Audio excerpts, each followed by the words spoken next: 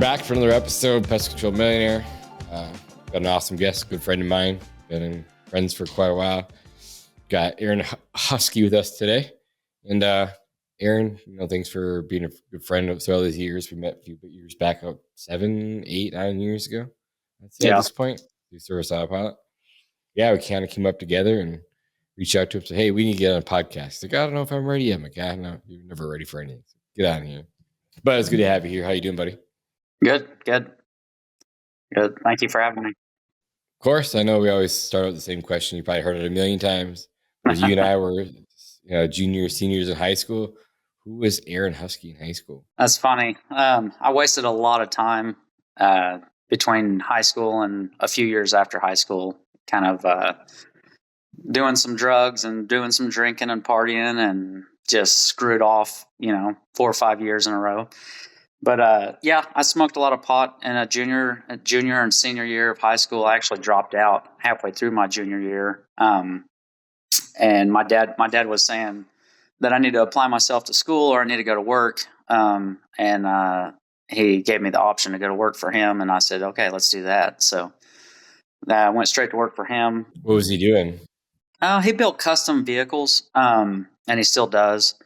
I kind of grew up in that salvage yard body shop scene, so I was always around. He had started rebuilding town cars, Lincoln Town cars, back in the 80s, and late model Lincoln Town cars that were wrecked. And so I just went to work for him, and I probably wasn't worth a whole hell of a lot for a couple, 3-4 years to him, but got it figured out at some point and put my life together. So, what made you make the switch from just kind of doing drugs, smoking pot, doing all that, working with your dad, and then just... Yeah. So honestly, I was getting tired of that lifestyle. I was looking for something better. And I had almost pretty well overdosed on methamphetamines one night in my shop, and I thought I was going to die. And I told God, I said, if you get me through this, I'll never touch drugs again. And not too long after that, I met Brooke, which is my wife now. I got a good job down in Oklahoma City at Industrial Truck Equipment. We upfit trucks, all sorts of service trucks, oil field trucks, stuff like that. And the shop manager down there, I think it was the second day I was in. I was in 2 hours late. He brought me in the break room and he talked to me. He said, I don't care if you know the owners of the company, that has nothing to do with this. But if you want to work here, you've got to get your shit together. And something just clicked right then. It was like, okay, I've got a pretty serious girlfriend that I plan on marrying. I do like this job. I mean, I like the atmosphere here and what they do. And I was never late for 4 years in a row. I mean, I don't think I may have taken one sick day in 4 years. And that manager taught me so much about leading, things that he's taught me I've used in my own business here. But yeah, I would say that day something clicked in me for sure. I was like, oh, you know what? You got to get your crap together. And I just needed to hear it from somebody that I respected. Right. That's cool. Do you still have a relationship with that guy at all today? Yeah. I go see him probably once a month, once every month and a half. Yeah. That's cool. Really cool. So you stayed there for 4 years, and then what happens? Yeah. So maybe 2 years into it, I believe it was, me and my wife got married. I instantly felt this desire to make more money to take care of my family. And I decided it'd be a great idea to do lawn care on the side. So I did lawn care on the side for about 1.5 years and worked my butt off 24/7. I was at a breaking point. It was like, hey, it's the full-time job or it's the lawn care. And I basically just pulled the trigger on full-time lawn care. Don't ask me how we made it for the first 3 or 4 years, because I have no idea. The same year I did that, we had bought a house. We had a baby. It was wild. When you wanted to leave your job and do lawn care only, what was Brooke saying? I think she was scared. because she had just, okay, so three things. We had a baby. She quit her job to have the baby, and we had bought a house all in a few months. And then I quit my job and went full-time lawn care. I think we did like $70,000 in revenue the first year, which, if anybody knows anything about that, you didn't make any money whatsoever. So yeah, it was a wild ride. What made you, because I mean, that's a big decision. You have a steady job, you're doing well. Yeah, you want to make more money. Bought a new house, having a baby, Brooke quits her job. What was still saying that you need to go do this thing? I don't know. I loved working for myself. I loved being outside. Obviously, I'm doing all the labor at this point. I just loved everything about it, other than working 12 hours a day, you know, and not making any money. and not making any money. But I saw the potential that there was. You know, I was like, if I keep going hard, I'm gonna make some money at some point. So all I got to do now is stay afloat and keep my family fed and the house paid for. So that's cool. And then from there, okay, so now you're doing this for a year, 2, 3, 4 years in. Probably still not making any money is what I'm assuming. But walk us through those next three years or whatever. Yeah, it was a little rough, but I think about 2 years in to doing it full time, a friend of mine approached me that had a little bit bigger company than me. I think we did like maybe 180,000 that year. And he did like 250 or something. And he said, "Hey, my wife and I, we want to move to Colorado. Would you be interested in buying my business?" I'm like, yeah, absolutely.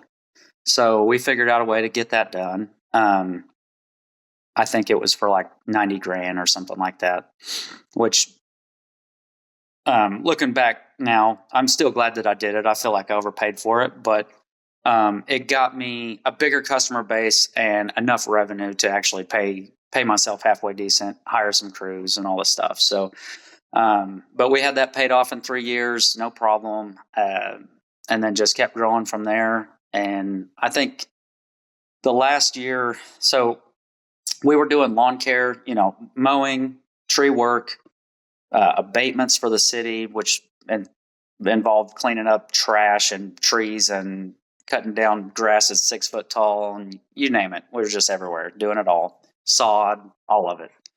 At some point, I did start spraying during that period of time when I bought him out. He had like 60 spray customers, but about 2 years into spraying, I realized that I'm not paying very much attention to my spray customers, and I'm starting to lose them. And I start running the numbers on the spraying side, and I'm like, dude, this is what we should be doing. What year is this? 18, maybe 18, 19, something like that. What year do you join Academy? 15 or 16, maybe. Yeah. I think we were at SA2, maybe. Whatever year that same was. As me. Yeah, same. Me too. That was the money. Tuxedo, right? Yeah. So, anyways, I decided that I have to focus on spraying, so I quit focusing so much on mowing and kind of let it do its thing. Even though it was constant maintenance to hire new guys and train new guys, because the turnover in mowing was just nuts. But we slowly but surely started growing the spraying side, focusing on it. And then at some point, I guess 2 years, 2019 was the last year we mowed in-house, I think. Yeah. And I think we did like 250,000 in mowing that year. And it actually was a fairly profitable division at that point. It was doing like 19% profit on mowing, which was really hard to do, but we made it happen. Is this residential, commercial? What is it? Tiny bit of commercial, mostly residential. Yeah. Yeah. We actually had a customer that did like 80,000 with us, and it was a commercial account, pretty decent sized commercial account. That's a big one. Yeah. So like an HOA or something. What was it? It was a place called Job Corps. They take teens that are having problems, maybe at home or maybe getting into trouble a little bit, or don't have a family, and they finish out their schooling. They teach them a trade. they get them an apartment and get them a job. And so this particular place is here in town. They had like 350 kids there. I think we were mowing like 24 acres every week. Damn. Yeah, and then we were spraying that and then doing all their bush trimming and just regular maintenance out there. But that was a lot of fun. Are you sick of paying marketing agencies and not getting results? Well, we are hosting the #1 step-by-step class on how to attract and generate sales without paying a marketing agency or having a huge budget. Most lawn care and pest control owners get stuck at a ceiling because they're dealing with outdated systems or relying on guesswork waiting for the phones to ring. Our upcoming class this Thursday provides proven strategies to generate hundreds of leads without a huge budget. We'll show you how to build a predictable system to grow past $1 million. We show you how to automate your marketing. We'll also teach you how to delegate and build your team so you have more time. So click the link in the description below. Trust me, you're not going to want to miss this. This is the one thing that I wish I had learned a lot sooner. Now, let's get back to the show. So that was your last year full-time was 2020, is that what you said? Yeah, mowing. The next year, I decided to try to sub out as much of it as I could, and then I kind of just got rid of a little bit of it. And that was kind of a fun ride. I had a guy that worked for me. And I told him, I said, look, I'm going to pay you 70% of what these jobs are. You go out and do as much as you want. Well, I think the first year he was bringing home like, $1,800 a week, maybe $2,000 a week. And the second year he was pushing like $2,400, $2,200 a week. And he burned out, he broke. So he literally just quit on me. So 2 years in on that, I think he did, I can't remember, $70,000-$80,000 worth of mowing by himself. I mean, typically a full crew is going to do like 200, 250.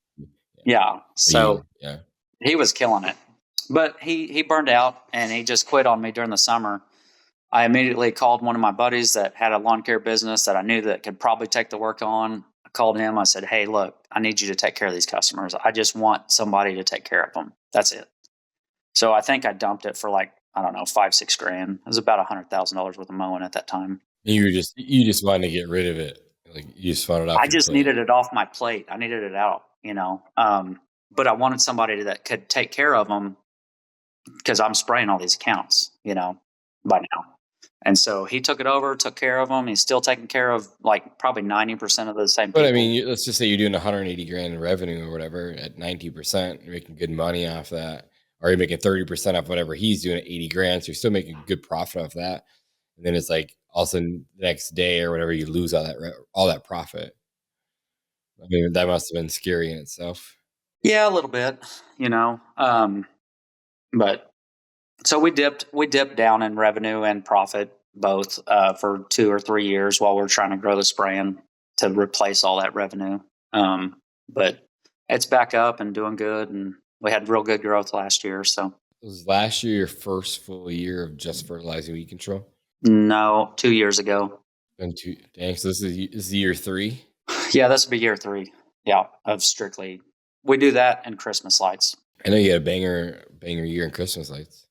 Yeah, it was awesome. I think we did like 49% growth, which it was a real small division, honestly. And I have a guy local here in town that I sub all that out to, and it's been working phenomenally on that. He has his own guys that goes out and takes care of it all. And that's another 70-30 split with him on the Christmas light stuff. So you go from doing all these services, like literally everything under the sun, down to just a few, 1 or 2. What's your life like now? So much simpler. It's like I took all the chaos away. Obviously there's problems in every company and everything that you do and things you got to overcome, but it was so much more simple and so much easier to duplicate. And that's what I loved about it. Is like, it's almost perfect. You can't get anything perfect, but it's just, it's easier to run your numbers. It's everything. Hiring technicians is still difficult-ish, but you can find them when you need them. And they make more money. I feel so much better about them working for me because I can pay them, a lot more money than the Mo guys were making, and keep them busy most of the year. I don't know. I just love everything about it, honestly. Yeah, I agree with you. I mean, like Alex from Ozy always says, the riches are in the niches. And yeah, like, so you're in lawn care, that's a niche, and then you niche down further than that, whether it's fertilization weed control or pruning or whatever, like you niche down. And one of the things that I always says too is like, don't make me niche slap you. Like, I think it's the funniest thing ever. Like, stop doing everything, focus on one or two things and get really good at it, and just focus on that. All your marketing efforts go to one thing. All of your all of your technicians go towards one thing. It's just so much easier, simplified to business. But I had to learn the hard way too. Yeah, I think Brandon saw the writing on the wall. We haven't mentioned his name in the podcast in a while, but Brandon saw the writing on the wall years ago. I don't even know why, if it was lucky or what, or what. I think he just hated mowing by himself so much that it just worked out that way. Yeah. Yeah, he's had a fun ride too, I'm sure. What's Brooke's role been in this whole thing? Like, I know you said she quit her job, and then did she come on board at some point? Yeah, so she was working for her dad and mom at an HVAC company that they own. So both your parents are entrepreneurs? Yeah, yeah. So she was working in their office before she had Parker, and Parker was born the year that we both decided to quit our jobs and everything. How long has she worked there, do you think? Did she work for her mom and dad? Yeah. About 4 years. So she started that job about the time I started my job. So she was running so she was working at a service-based company too, which probably those skills helped a lot inside Husky Turf. She did a little bit of schooling in like financials and stuff like that. She didn't finish, but so what she's basically our CFO here. She does all the back end stuff, payroll, financials, all that stuff. She does all that stuff. I like the numbers more than she does, as far as percentages and making sure everything's on par for COGS and overhead and chemical costs and all that stuff. I know that stuff more than her, but she can produce all those numbers really easily for me. And so we work really well together. Let's say, at what point did she come on back into the company? I mean, she wasn't working, so she started helping me immediately. We started looking for some kind of software that we could run our mowing crews from and stuff like that. I want to hear this story, how you found it. Everyone hears my story, but we're looking around a little bit, and I had been watching every YouTube video under the sun that had to do with lawn care because I wanted to learn as much as fast as I could. And Jonathan Potoshanek kept popping up, and I'm listening to this guy, and I'm like, dude, this guy's so smart. And so, I'm just listening to everything he has and just taking it all in.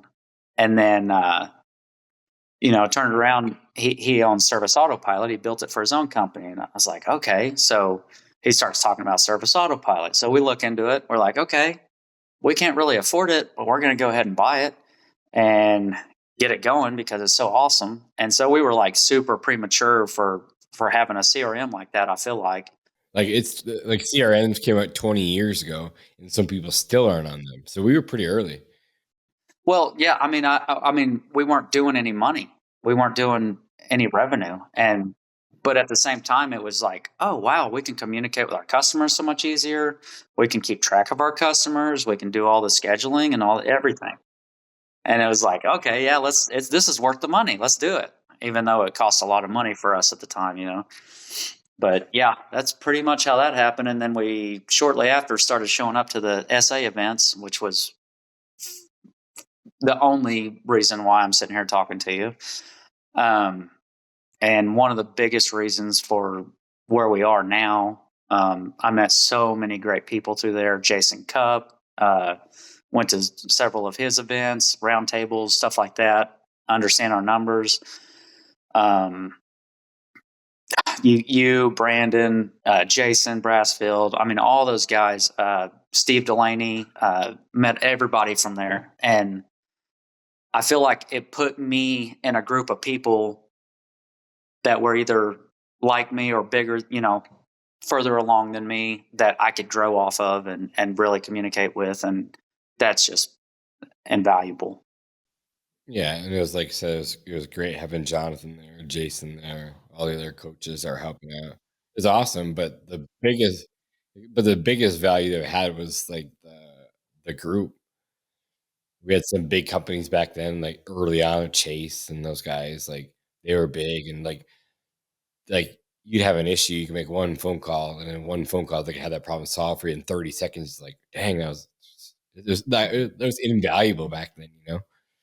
We learned so much. Yeah. Yeah. And then the same thing with me. Like I got lucky, and I didn't YouTube anything at that time. I just jumped on Google and searched lawn care scheduling, and that's the first thing that showed up, and I clicked on it. And I saw John DeCostmaker and Jordan Webb's videos. Oh yeah. Yeah. And I That was was a locked in while right back. from that point. Yeah. But yeah, we had a lot of good times for sure. Like we learned a ton. What was some of the like thinking back, what are some key moments for you through Academy that you learned that are just game changers? I mean, right off the bat, the people that were speaking about knowing your numbers really, really spoke to me, because I am one that I want to know every number. I want to know what it does, what it means, how it pertains to my overall growth, all of it. What's your Colby score? Can't tell you. I'm sorry. Okay. I haven't paid attention to the Colby stuff in a while. No worries. I'm just curious. I may end up doing that as our team grows in house, in the office. I need to look back into that. But when I found out about Jason Cupp, I think he spoke maybe at that first one I was at. I was like, oh, this is the guy. I need to talk to this guy. But I was so embarrassed the first year. I didn't talk to anybody. I saw one guy there that had a shirt on that said Evergreen Landscaping. And I recognized that name from just south of where I live. And so I went up and I talked to that guy because I felt like I could talk to him. And we became really good. I wouldn't say really good friends, but fairly good friends. He helped me walk through several problems in my business that first year after that first visit with SA down there. And then the second year I was like, I have to meet everybody. I gotta go meet everybody. And I came back knowing like 3 more people. I was just kind of shy or embarrassed or something, and I don't know why, but I didn't put myself out there to you guys, maybe till the third year. You and Brandon, and well, it was probably the second year, but Did you join Academy at SA2 right away? I did the junior academy or whatever it was. I wasn't in the elite group.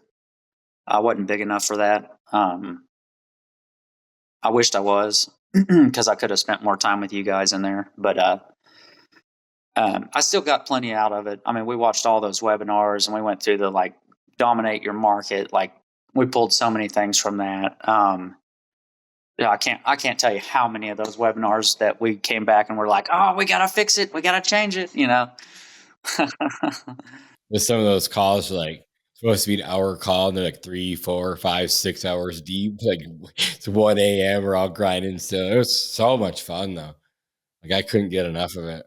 Yeah, it was really, really good It's just time. crazy thinking back and just knowing that how we ever found like one of the best mentors in the industry from like day one. Now I consider like one of our best friends. It's so crazy to me. Yeah, that's really cool. Just looking back at that story, like it was just meant to be. It's weird. Like just crazy stories. Like just like how we all kind of just got led to the same spot in life. It's pretty cool. Yeah, yeah, it's wild. What would you say that your hardest day in business ever was? Besides the first 4 years of working 12-hour days and not making any money. Besides that, what's harder than that? I don't know. That's just the thing, though. Like think of telling the average person this. Okay, like, hey, guess what? I'll guarantee you $1 million in 5 years. But here's the kicker: you have to work 12 to 14, 16-hour days for the first 5 years without making any money. They'd be like, get fucked. They would. They're like, there's no way I would do that. But that's what makes us different. So sorry, go back to what you were saying. I'll say one of the best and one of the worst days is I think it was the first year we went full time. Well, we were still mowing just a little bit. I had a mow crew going, maybe 2 of them. And I had my main guy that had been with me for like 4 years.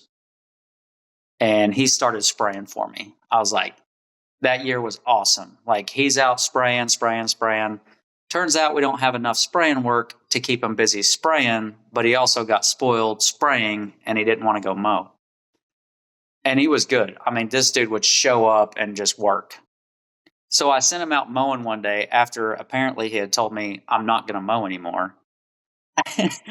Halfway through the day, one of the mow trucks shows back up and he hops in his truck and leaves.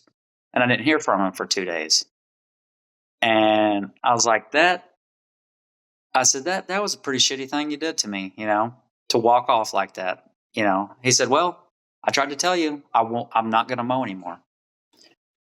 Well, I had been catering to that guy so much because he was so good, and I wished I had the work to keep him, because he's working for a friend of mine now.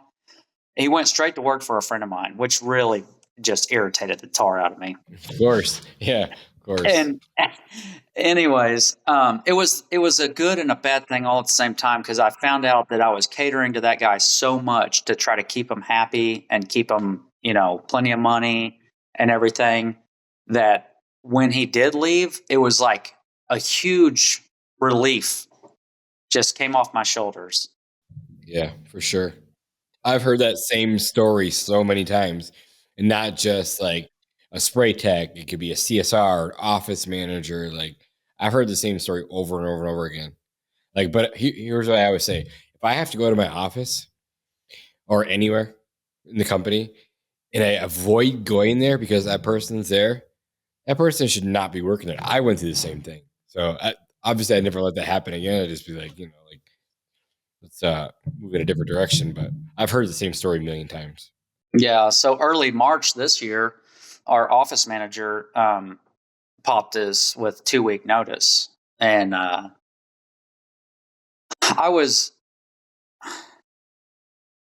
scared, but relieved at the same time, because it is our busiest month for new sales. I think we did 128 accounts in March.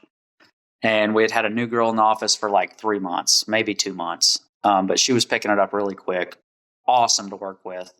And my office manager just kept getting more and more hard to deal with. And it got annoying to where I didn't want to go in my office. And then she finally put her 2 weeks in, and I was like, oh, okay, that's fine. We'll figure out a way to deal with this and the new growth. And we did, and we handled it, and we're much better without her. She got us quite a ways down the road, and I was very thankful for that. And I thought she was a really great CSR. Yeah, and they all have their time and their place, and then at some point the business gets too big for them, or too big for their mindset. They can't wrap their head around it, start getting negative, the direction you're taking your company, and then it's just not a good fit. And that's okay. Like, I'd rather them go be happy somewhere, that they're going to make good money, that they're going to love, be passionate about too, It was all fun and games with Miranda, our office manager, with just me, her, and my wife in the office. Well, then we brought Heather in, and it just got wonky real quick. Yeah, you wonder why things like that happen.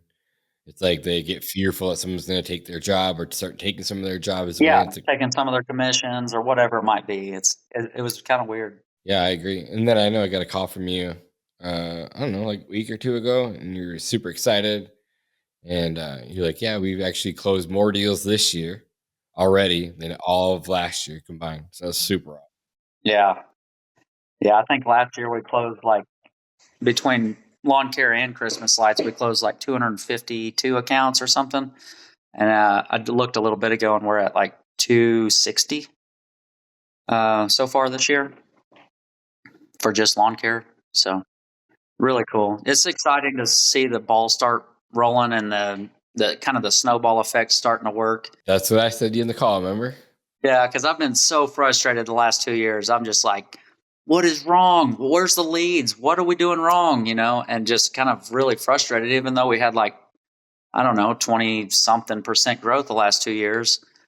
I just knew there's something bigger. There's something better. I got to figure it out. And we just kept driving and pushing. And you and Jake, with your marketing class, made a huge difference. I think that's one of the biggest keys that made the difference for the sales this year.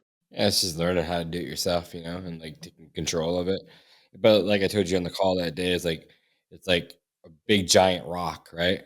It's hard as hell to move at first to get over the hill. Then once you get over the hill, you start rolling a little bit faster, a little bit faster, a little bit faster. And then all of a sudden you get to a place where that machine just can't be stopped. That rock just can't stop moving. And it's just pretty crazy. It just takes, like that's what I told you in the call too. It's like, it just takes time. Like, and everyone sees all these people online or gurus per se, and they're doing all this stuff. It sounds all cool, but ultimately a lot of them aren't true. They aren't actually doing what they say they're doing. It's just all for show.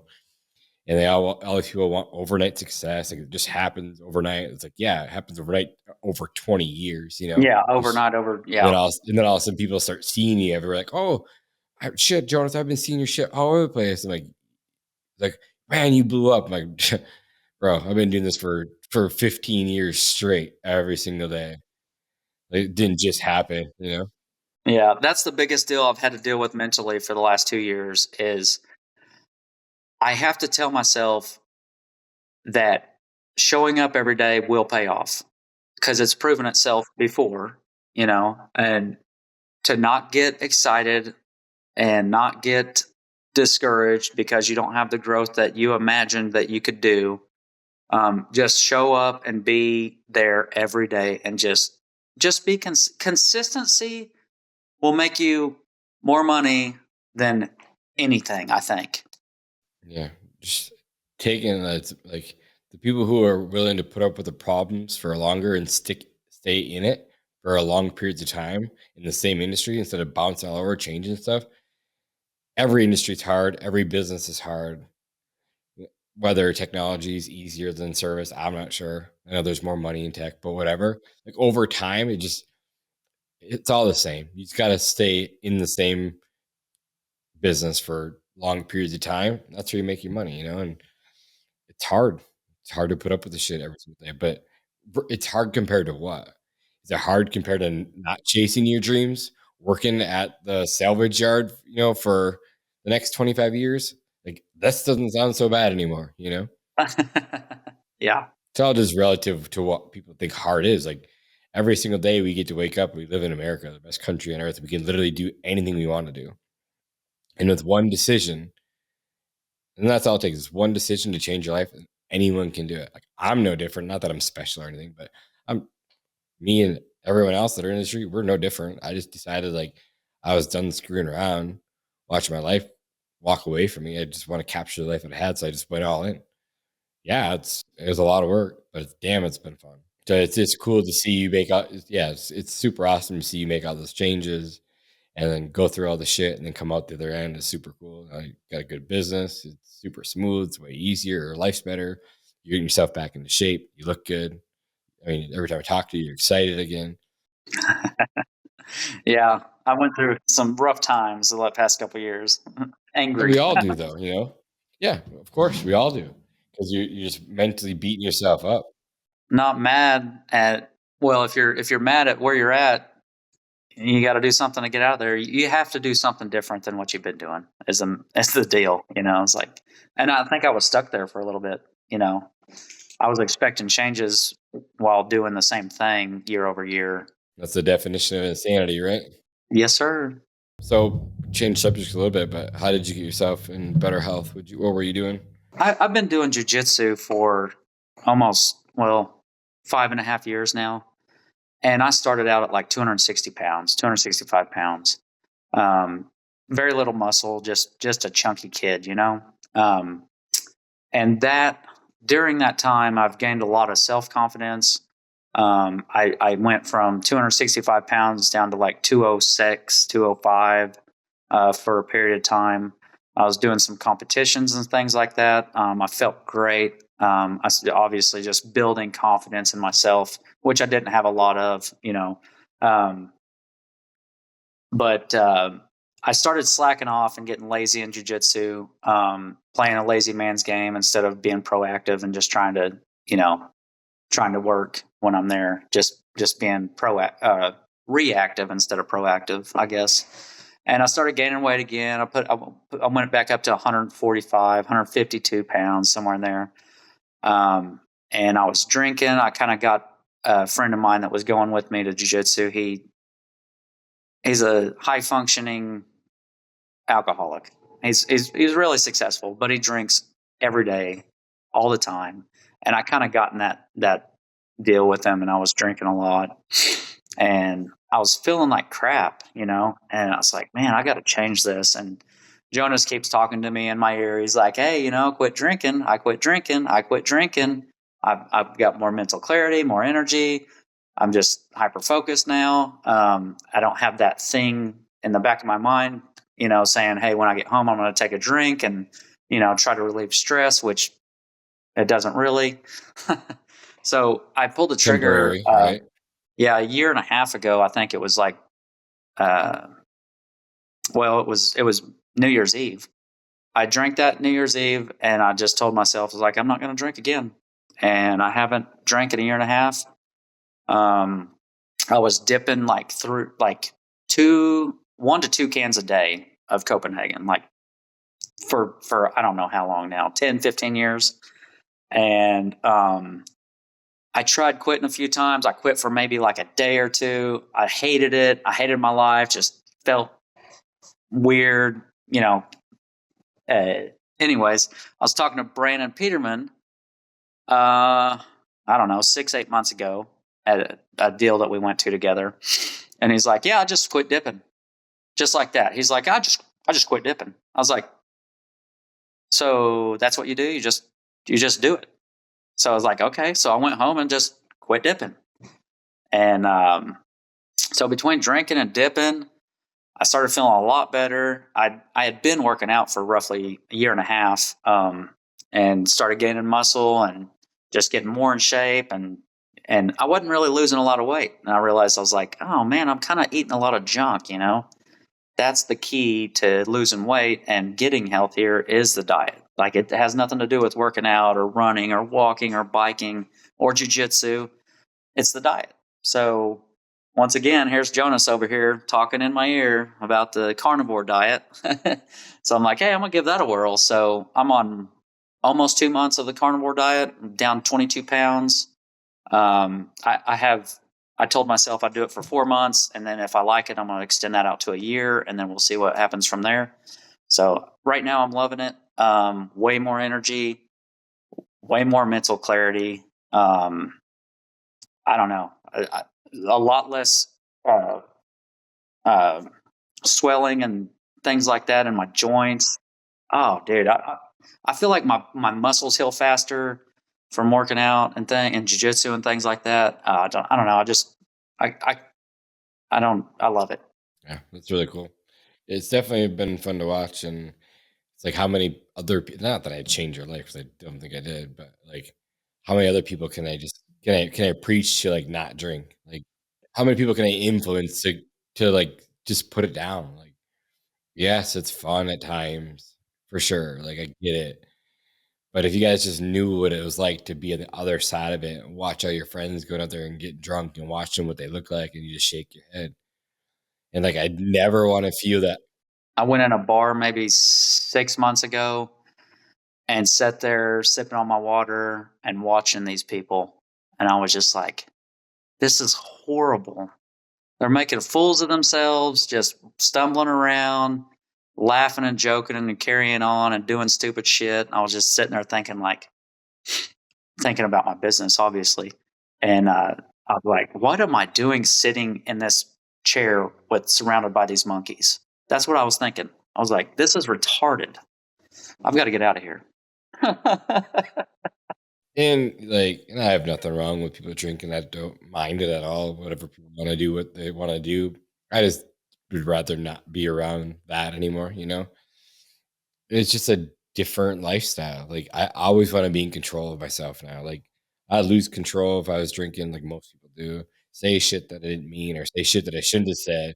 Why do I'm trying to keep this stuff secret, but as soon as I get drinking, I'll just run my mouth about everything. And it's like it's just time. It was time, Made a lot of dumbass mistakes, just young and stupid and didn't know any better. and just reading books that talk about, like, there's a book called The Wealthy Gardener, which I probably mentioned on here a bunch of times, just saying basically like how in the book, how there was a king, and they would give everyone wine, right? And as long as that you gave the people wine, they would continue to work and not complain. And like a light bulb like went off. Was like, no shit, that's like the society that we live in. Like as long as everyone's drinking, they're having fun and not worrying about real problems in the world and not focused on getting better. Like Andy Purcell says, the ultimate rebellion is just get super successful, you know? And I just those quotes just replay in my head over and over and over again. Yeah. If you're not having anything that's keeping you content, I guess, or keeping your mind off of things, then you can be content in life and do the same freaking thing every day. And yeah, I just can't do that. You know, like for me, it's just like, yeah, I was done with it. Like I just wanted clarity in my life. And you wonder why. Like I always thought, like why did I ever drink? Like it's because like everyone else around me was drinking. And like, okay, well, everyone else drinking doesn't mean you had to drink. I'm like, yeah, that's a good point, but why? Like, why was I really drinking? Like, I love my life so much today that I don't want to miss any part of it. So, like, to be not coherent during this life, like, I don't want to miss anything ever. That's just how I think about things now, you know? And like, I'd rather spend the extra 2 hours at night instead of getting hammered reading a book. You know what I mean? Like, I'd rather dive in and learn something.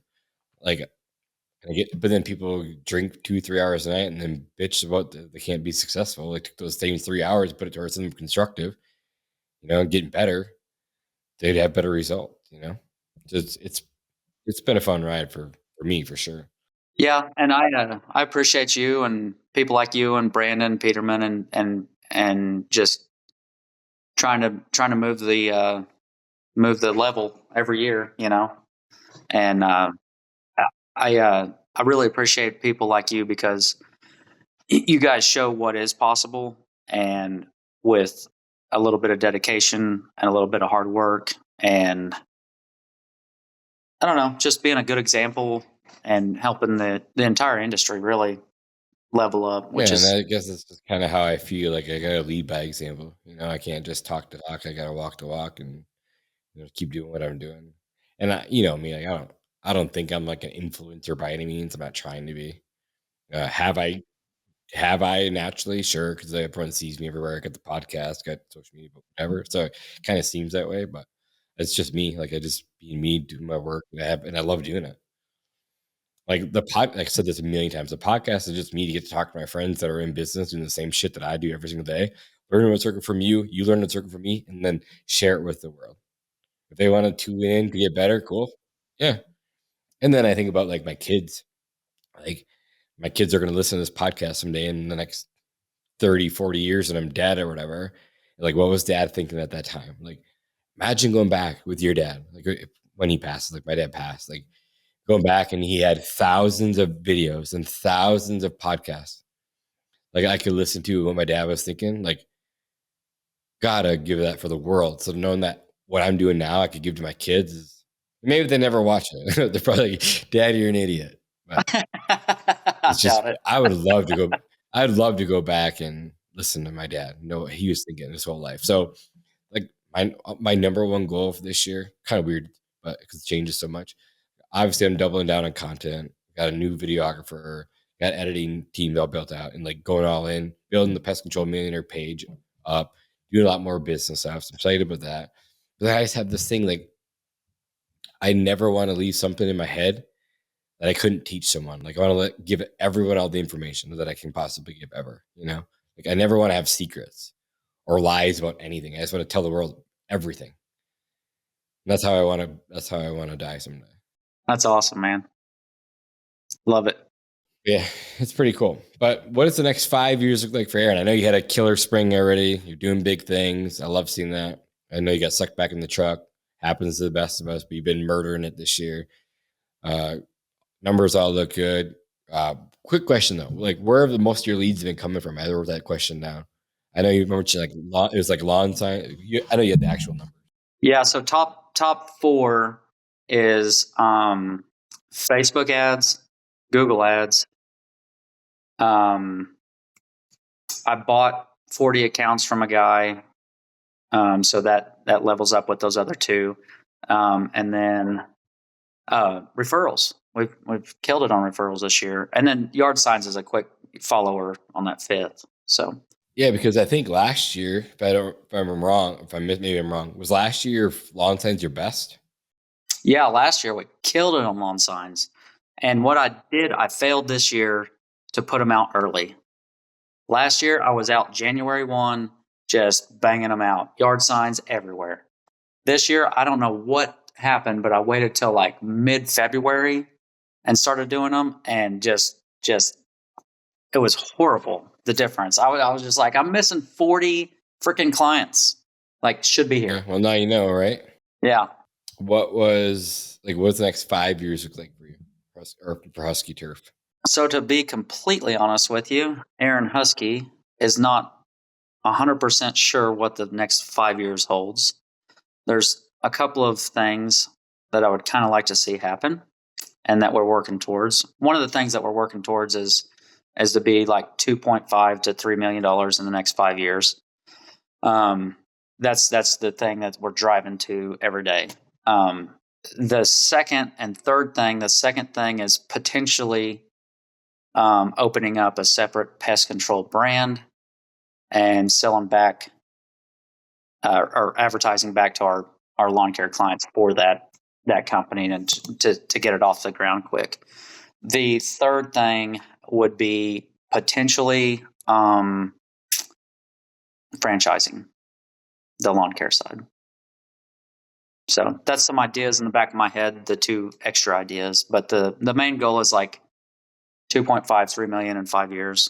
I think we should do about 850 this year is the goal. I think we might actually exceed that goal considering the growth that we've had early on this year.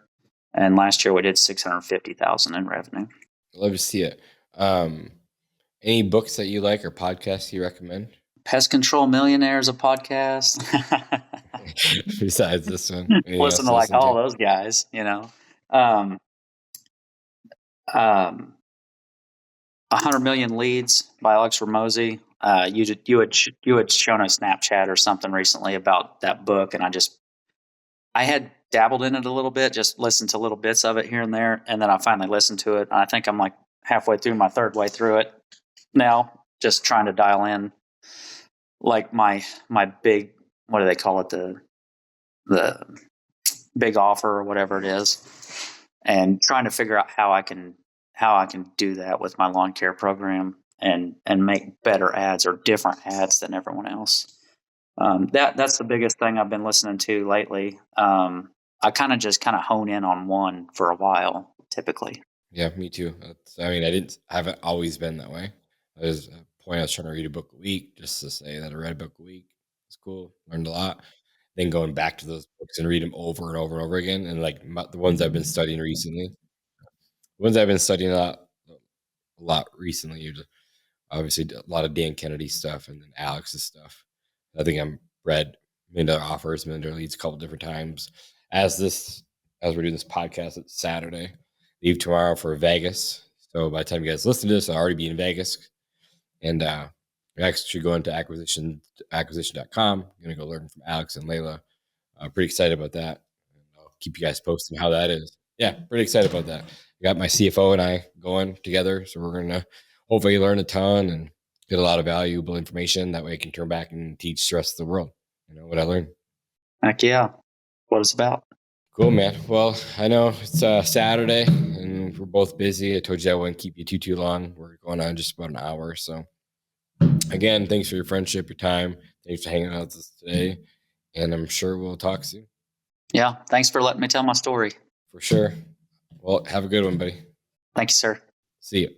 Hey guys, thanks for listening to another episode of Pest Control Millionaire. We don't charge any money for the show, obviously, but the podcast isn't free. You can pay for the podcast by sharing it with your friends and your family. So please like and subscribe and give us a 5-star review on your favorite podcast app. These things make a huge difference for us. If you have any specific questions you want answered about the business or your life by me or my guests, send an email to info@pestcontrolmillionaire.com. And if you want to get in touch with me about any personal business coaching, check out our website at www.pestcontrolmillionaire.com. Thanks again for listening. listening, and I'll see you guys again on the next one.